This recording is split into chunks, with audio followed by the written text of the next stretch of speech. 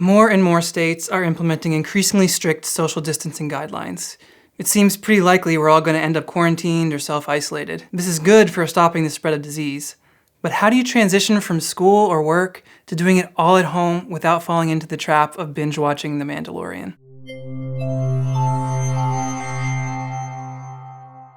What's up, guys? I'm Royce Morris, and you're watching The Online Student. If this is your first time here, welcome. This channel is all about providing you with what you need to survive online school. I'm sharing with you the tips and tricks I've learned getting my bachelor's, master's, and now PhD online, all while working full-time. If you're wondering whether or not I binge-watched The Mandalorian, the answer is yes, I did, in 2 days. My wife and I watched the whole thing. We loved it, and I gotta say, I wasn't sure how this whole Baby Yoda thing was gonna be, but we love that too. See how easy it is to get off track? I've really been looking forward to having some extra time to work on creative projects, but for some reason, it's been hard to start. Just breaking the ice seemed like a monumental task, but today I'm starting. For real. If you're cooped up inside like me, here are some things I'm gonna do to stay productive and to maintain my sanity during this social distancing, coronavirus craziness. Before we start, I want to point out that there are a ton of resources online. It seems like almost everyone is talking about ways to stay productive. One of the articles that I thought was particularly helpful was one on the BBC called Coronavirus: 5 Ways to Work Well from Home. I'll be sure to include a link in the description. But there are 2 points from that article that I want to expand a little bit on, and then I'll add a few of my own. The first point from the BBC is to get dressed. Obviously, I'm dressed right now, but the point this article makes is that when you get dressed, you're sending yourself a message that it's time to get out of lounging mode and start working. For me, I usually find that I'm able to focus better, and if nothing else, I feel better about myself when I get dressed.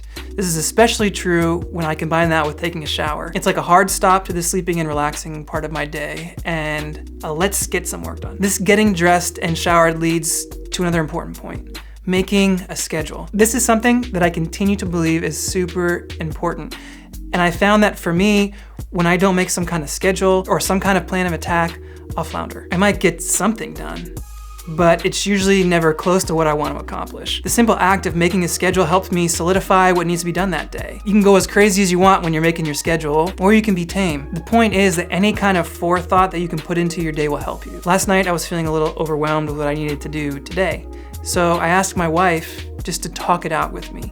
And just by talking with her and coming up with a strategy, I felt a lot better about all the things I wanted to do, and I had a clearer plan of attack. There's a theory about time management that says any task will consume the amount of time you allot to it.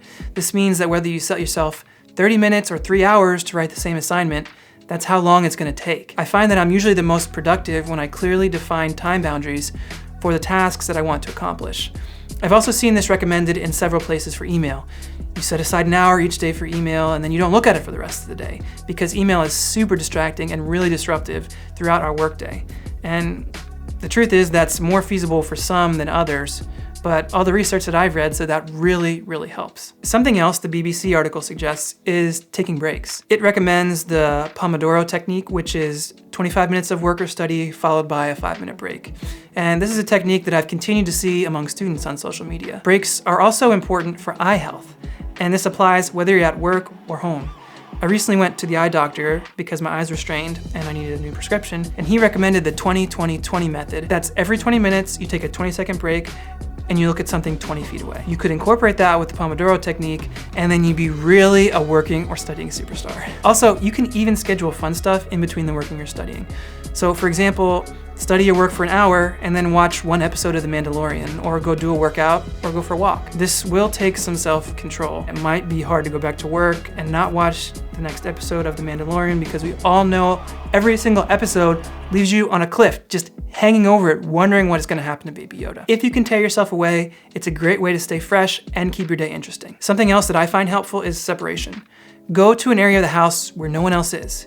And this may be harder for some than others, depending on the size of your house or apartment and the number of people in your family. If you live in a studio apartment that's 200 square feet in New York City, this is gonna be a lot harder. That's just the truth. But even a few feet of separation can make a difference. Put on some headphones as a signal to others that you're working and you don't want to be disturbed.